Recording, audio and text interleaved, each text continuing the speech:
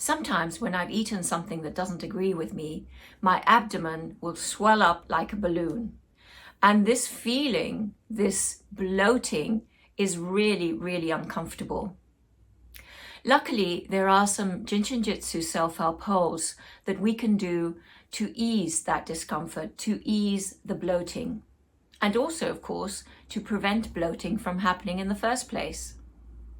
I'm going to show you 3 different self-help holds, and you can do them all in the sequence that I show you, or you can mix and match depending on what resonates with you. So you can do 1 or 3 or whichever one you feel is going to work for you. So the first one is to cross your arms and place your hands on the insides of the knees. This is where we find energy site or safety energy lock number 1. And safety energy lock number 1 is really, really good for any abdominal discomforts and also for bloating. So you can place your hands there, and if that doesn't work within, a few seconds to a minute to help you feel more comfortable, just uncross your hands and try it the other way. We all have our preferences, and I tend to like to cross my arms and place my hands this way, but you can try it the other way as well.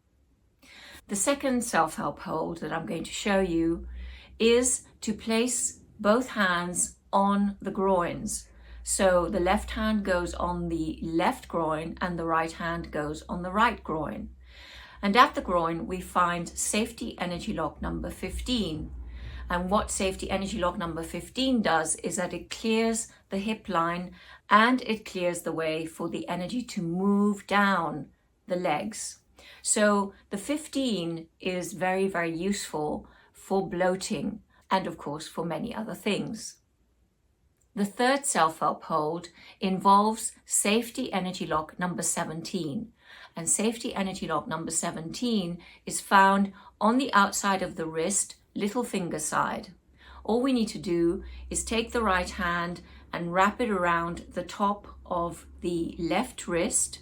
Then just relax the hand, put it on your lap and hold.